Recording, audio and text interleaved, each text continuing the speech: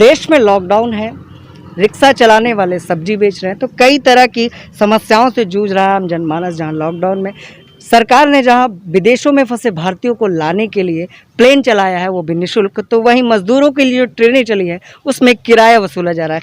हमारे साथ एक सब्जी वाले हैं, उन्हीं से जानेंगे कि पहले वो क्या करते थे और किस तरह की दिक्कतें हैं, अब किस तरह से क्या बिजनेस कर रहे हैं। क्या नाम है भाई साहब आपका? हमारा नाम मोहम्मद नाजिम है, मुझे भूरे कहते हैं लोग। ठीक है, ये अच्छा ये बताइए क्या काम करते थे सब्जी इससे पहले? इससे पहले मैं ऑटो चलाता था और मेरे 2 ऑटो चलते हैं जी। और जो है मेरा जो तिरटिया पे स्टैंड था उसको हटाया गया, दूसरे स्टैंड वालों का, पुराने स्टैंड वालों का कब्जा करना चाहते थे। जी। उससे हमारे स्टैंड वाले बहुत ही प्रताड़ित किए गए हैं, ड्राइवर हमारे। जी। तिरटिया कई ड्राइवर हमारी गाड़ियां सीज हुई हैं, जो बेचारे मजबूर हो गए घर से आटा लाने के लिए। जी। सरकार की कोई सुविधा नहीं है। अन्यथा हमारे लिए बताया जाए कि हम सब्जी भी बेच रहे हैं, उसमें भी लोग कह रहे हैं आईडी दिखाइए, ये करिए वो करिए।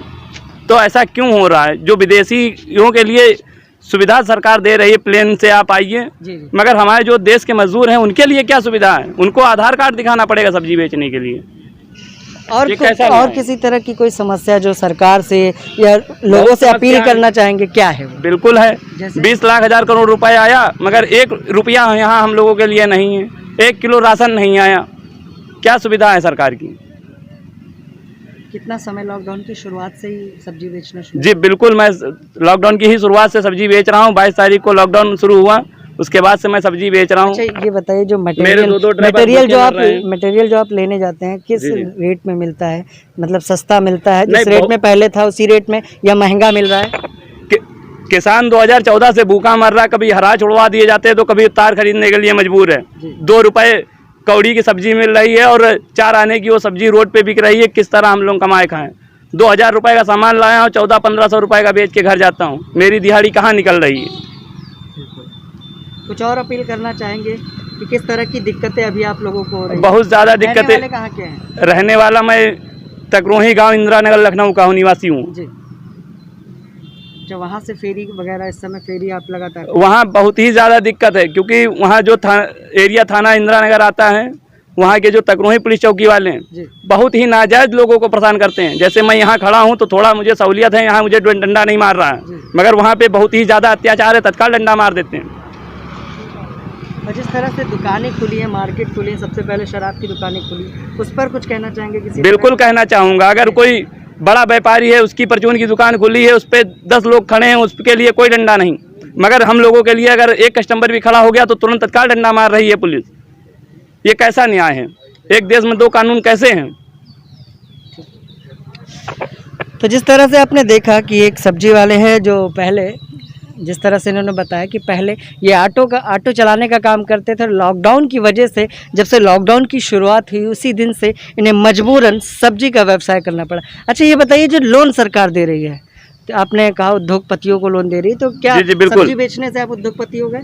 बिल्कुल। मैं जो है उसका क्या नाम, मुद्रा लोन सरकार ने चलाया, उसके अंतर्गत मैं इलाहाबाद की शाखा तकरोही में मैं गया और मुझे जो है 3 महीने तक दौड़ाया गया नाजायज। मुझे किसी प्रकार का कोई लोन नहीं मिला। सरकार केवल पुलिंदे बांध रही है कि उद्योगपतियों को लोन दे रही है, मगर हम लोगों जैसे गरीबों को लोन नहीं दे रही है। अभी भी तत्काल सरकार ने जो योजना चलाई है, अगर हम अप्लाई करते हैं, ऑनलाइन करते हैं या किसी तरह का कोई भी अप्लाई करते हैं, हम लोगों को नहीं मिल रहा। ये केवल उद्योगपति करोड़पतियों के लिए है, हम जैसे रोडपतियों के लिए नहीं है। तो ये थे पीड़ित, जिस तरह से उन्होंने बताया कि लॉकडाउन की शुरुआत से ही लंबे समय से जिस तरह से प्रताड़ना का शिकार हो रहे हैं और गुजर बसर के लिए इन्हें ऑटो छोड़ मजबूरन सब्जी बेचनी पड़ रही है। जहाँ इन्होंने बताया कि किस तरह से सब्जी भी काफ़ी महंगी मिल रही है, जहाँ पुलिस प्रशासन का भी इन लोगों को सहयोग नहीं मिलता। जहाँ पर इन्होंने ये भी कहा कि बड़ी दुकानों पर जिस तरह से भारी संख्या में भीड़ एकत्रित होती है, तो वहीं ठेले पर 1-2 लोग इकट्ठा होने के बावजूद पुलिस की लाठी चलती है। और भी लोग हैं जिनसे जानेंगे कि राशन की व्यवस्था जिस तरह से सरकार ने कराई थी, क्या लोगों को, आम जनमानस को राशन पहुँच पा रहा है? क्या नाम है आपका? मेरा सर नाम है सुशील कुमार सिंह। किस तरह की दिक्कतें इस लॉकडाउन में आप लोगों को हो रही हैं? सर दिक्कत तो बहुत है, पैसे की दिक्कत है, कोई काम धाम है नहीं। प्राइवेट हम लोग जॉब करते थे, नौकरी जी, वो भी सब छूट गई सर, और राशन भी नहीं मिल। सरकार ने तो राशन कार्ड धारकों को राशन देने की बात कही है। राशन कार्ड है? राशन कार्ड भी है सर, सब कुछ है। सीतापुर का है सर। सीतापुर रहते हम यहीं रजनीखंड लेकिन तो सर कोटेदार क्या बोल रहा है? कोटेदार सर कहीं फिंगर नहीं मिल रहा, कहीं राशन कार्ड कह रहे हैं खुल नहीं रहा, कहीं कुछ घुमा देते हैं। मतलब राशन नहीं मिल पा रहा है। एक को चक्कर सर नहीं मिल पाया। काम क्या करते थे आप? काम सर ये ठेकेदारी में थे, जी। तो ये पानी का काम करते थे, पानी चलाते थे। अभी अभी कैसे कैसे हालात हैं, घर परिवार किस तरह से चल रहा है? अरे हर बहुत परेशानी है इस समय, कुछ नहीं है व्यवस्था। तो देख रहे होंगे कि किस तरह की समस्याओं से आम जनमानस जूझ रहा है। जहां आज आपको लेकर आते हैं शारदा नगर रजनीखंड के चौराहे पर, जहां लोग ठेला लगाकर भी सब्जी बेच रहे हैं और सोशल डिस्टेंसिंग को भी ये लोग काफ़ी ध्यान में रखते हैं। लेकिन जिस तरह से इन्होंने अपने दर्द को बताया कि सरकार द्वारा जो व्यवस्था की गई है राशन को लेकर, वो भी पूरी तरह से सफल नहीं हो पा रही। कोटेदारों का अलग अलग नाटक होता है। जब ये राशन लेने कोटेदार के वहाँ पहुँचते हैं तो कहीं अंगूठा नहीं मैच होता है, कहीं किसी तरह की कोई ना कोई दिक्कत आती है जिससे इन लोगों को राशन नहीं मिलता। तो देख रहे होंगे हम प्याज के ठेले पर हैं, जहाँ अलग अलग काम करने वाले लोग मजबूरन इस समय सब्जी बेचने का काम कर रहे हैं। दादा कहाँ रहते हैं आप?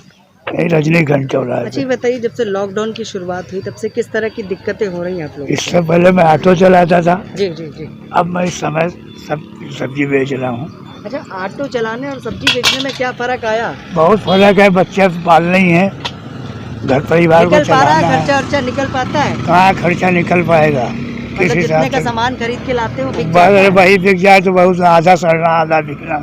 अच्छा, कितना आज प्याज आप खरीद के लाए?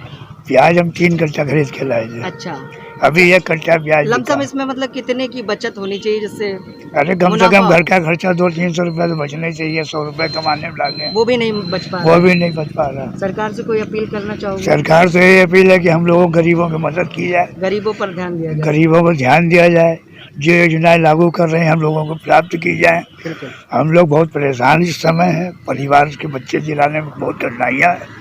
लिहाजा निवेदन यही है कि जो आपने योजनाएं की हैं उससे हम लोगों को बेनिफिट दिया जाए, हम लोगों को दौड़ाया ना जाए, परेशान न किया जाए, बिल्कुल हम लोग अपना रोजी रोजगार चला सकें। बिल्कुल। तो और भी लोग हैं जैसे कि सामान खरीदने आए हुए हैं कुछ लोग। क्या लेने आए थे सर आप? टमाटर। टमाटर। क्या काम करते हैं वैसे? वैसे तो चना का काम करते हैं, कच्चा चना लगाते हैं। इतने टाइम रोजी रोटी बंद है, क्या करें? तो कैसे घर परिवार चला रहे हैं? अब क्या करें, कैसे चला रहे हैं? कोई सरकार काम से कोई अपील या कुछ कहना चाहते हैं? तो क्या सरकार से कहीं यही कहना चाहते हैं कि रोजी रोटी खोले। मान लीजिए काम जो चलाते थे, चना का ठेला था वो लगाते थे, वो लगना चाहिए। वो अपना मान लीजिए कारोबार चले, कारोबार चले, जो नियम है उसका पालन किया जाएगा। हाँ उसका पालन तो ठीक किया। है। सरकार की लाठी जिस तरह से गरीबों पर पड़ी, गरीब कहीं ना कहीं प्रदेश सरकार से गुहार भी लगा रहे हैं और ये निवेदन भी कर रहे हैं कि सरकार उनके लिए उचित व्यवस्था करे। जिस तरह से जो सोशल डिस्टेंसिंग की बात सरकार कर रही है, जिस तरह से WHO की गाइडलाइन जारी हुई है, उसका पालन करने के लिए भी ये सभी तैयार हैं। लेकिन जिस तरह से सरकार की व्यवस्था से त्रस्त लोगों ने आज बताया कि सरकार किस तरह का काम कर रही है, शायद इससे बेहतर काम करने की ज़रूरत है। वीडियो मोहित के साथ मैं विक्रम आपसे इजाज़त चाहूँगा। नमस्कार।